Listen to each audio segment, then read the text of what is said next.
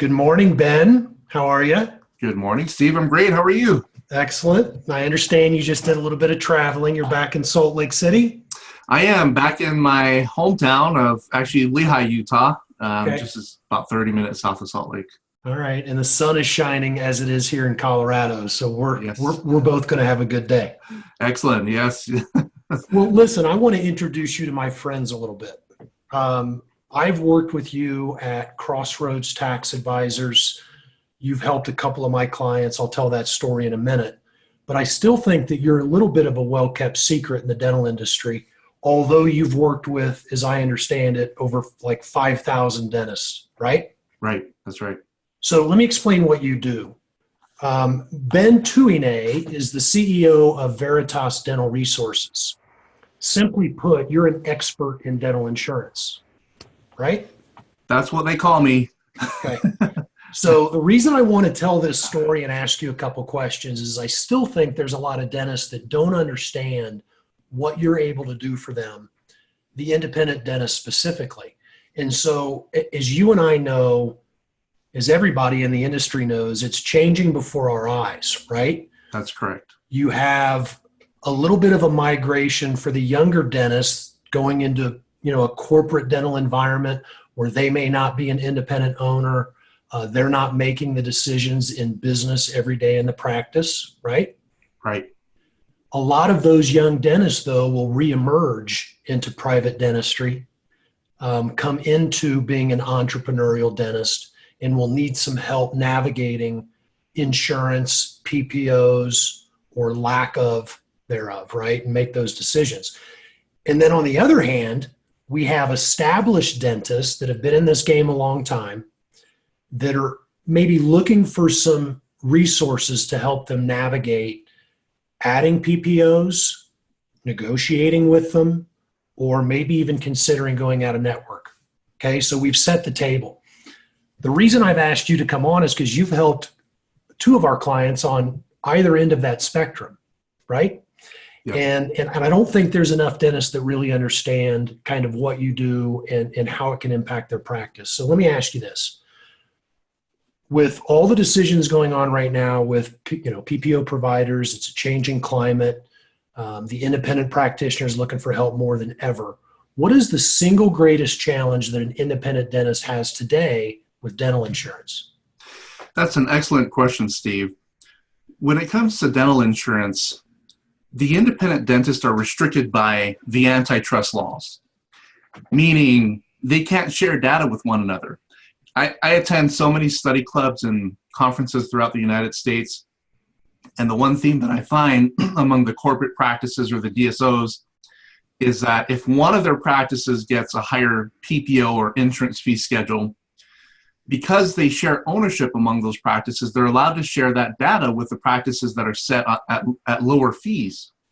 The other part with DSOs is if there is a success in appealing a certain claim or engaging an insurance carrier to unbundle a buildup, for instance, they communicate that information with one another.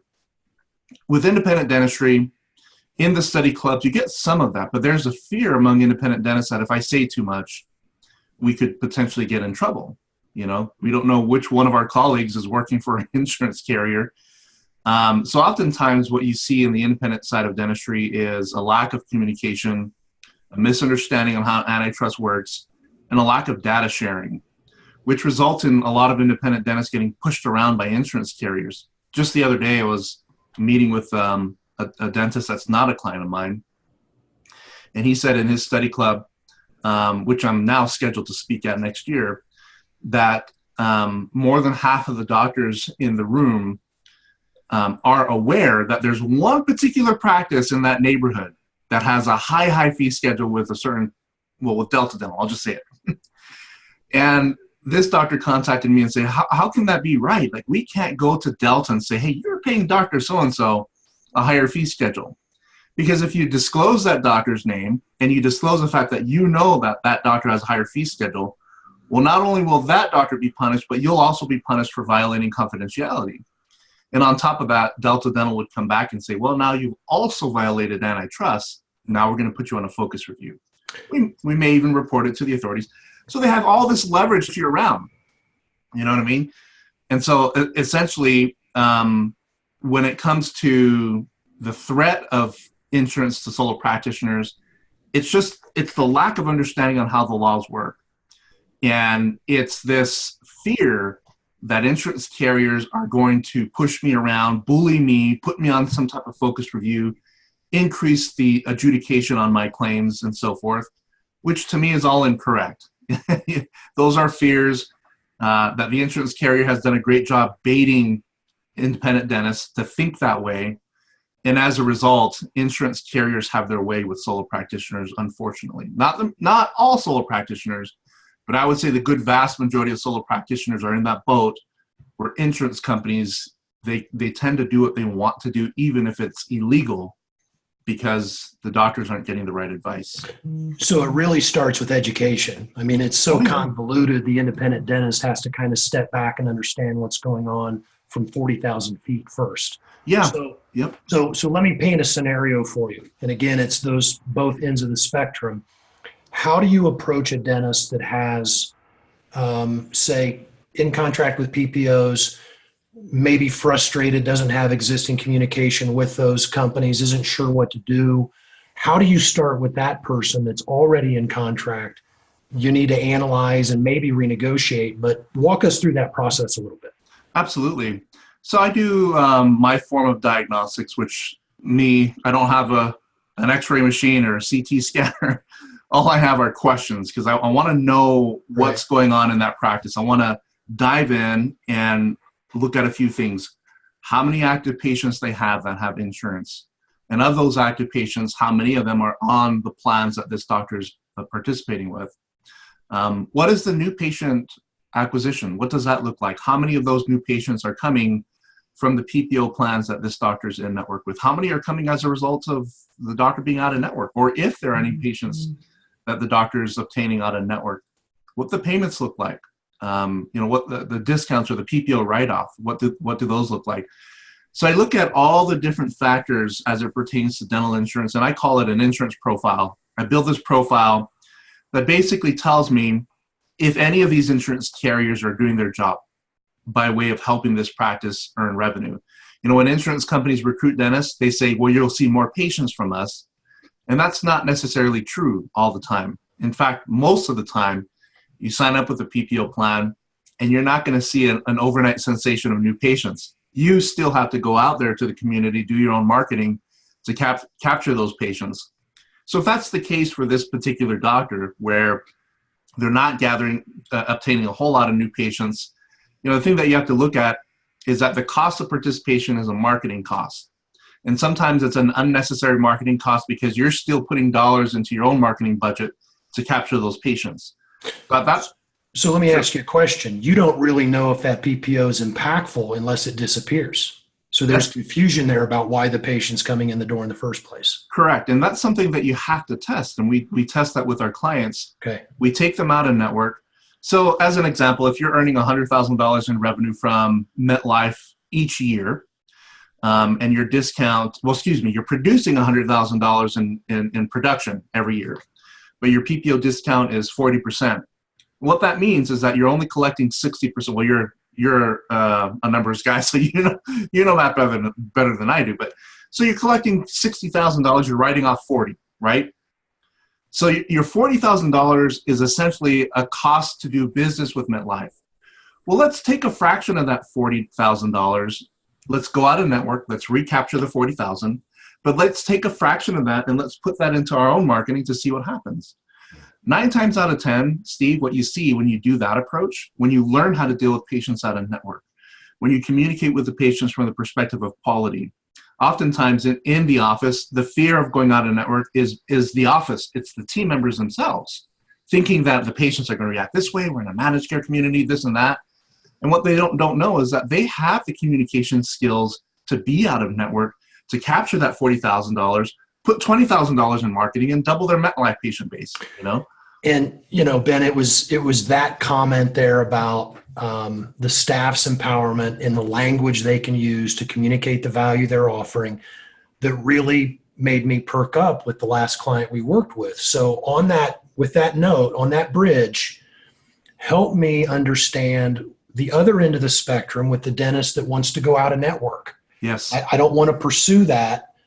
Again, very often it becomes educating them on the language and process and making their team empowered to make that happen.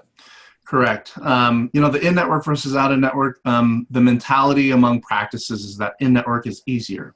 They feel that that's what the community wants. What they don't realize is that the community has no idea about dental insurance. They don't know what their benefits are. They probably don't even know their annual max. They don't know what's 80% covered. They don't know what's 50% covered. They don't know what the CDT codes mean.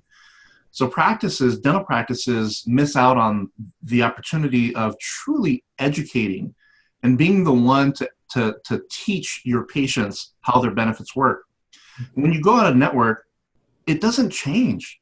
You're still educating the patients, and the problem I see in many practices that try to go out of network without good advice is that they often talk as if they are in network. They use the in-network driven language to these patients, give incorrect expectations, or they're just clueless themselves, saying, we don't know what's going to happen. Patients don't want uncertainty, especially when it comes to treatment. And so when you have uncertainty on the insurance side and you're not confident, you tend to see a lot of patient attrition. So for practices that do want to go out of network, the very first thing that I recommend that you do is either you talk with somebody that has done it before or somebody that knows the out-of-network benefits, because you have to know what the out-of-network benefits are to be really confident in knowing that these patients are still going to get coverage. So the client that you and I worked on, I think we went out of network with MetLife, right? Or we started with MetLife. They had no idea that MetLife covered, they considered the 80th percentile an out-of-network allowed amount. Meaning if you bill $100 on a pro fee and that $100 is the 80th percentile, the EOB will come back and it'll say $100 on the allowed amount column, Yep. Things like that they don't know, that you're still, number one, going to get paid as a result of the insurance carrier accepting assignment of benefit. And number two, you're going to get paid at a significantly higher rate. The third component that I get asked a lot about is, well, can I discount fees for out-of-network? I've been told by insurance professionals that I can't do that. Well, that's another misconception. I always counter by asking, if that insurance person said that you can't discount fees to a patient that has an insurance plan you're out of network with, show me a contract that says that. Show me a state or federal law that says you can't discount patient out of pocket if you don't have a contract with that insurance carrier. To this date, I've challenged attorneys, insurance representatives, insurance executives to show me a law, and still I've not received a single copy of a single law that says, as an out-of-network provider, I can't discount patient out of pocket. So there's all these different things about going out of network that many practices just don't know. It's a little scary. I get it. But it's not I would say it's not scary at all. In fact, it's not entirely difficult, simply because you're in control of that teaching process and education process with the patient. Yeah. As long as you know the rules in terms of how to communicate with the patients, you'll be totally fine going out of network. I think some of that challenge is just the dentist is still on an island by themselves, and they don't have the resources to kind of prop them up as an independent practitioner. So Ben, we could talk about this for hours. So what I'm going to challenge you with is, will you come back and do part 2 with me another time? Absolutely. Would love to. And in the meantime, I want to make sure dentists know how to reach you. They can find you at veritasdentalresources.com, and they can take their own practice survey and maybe figure out what path they can go on their own. And for those that are still looking for a great dental CPA, I'm going to challenge you to put your CPA to the test. Go to Crossroads Tax Advisors and take the dental CPA test. Thanks for joining us. Come back for part 2 with Ben Tuine and Veritas Dental Resources. Thanks, Ben. Thank you, Steve.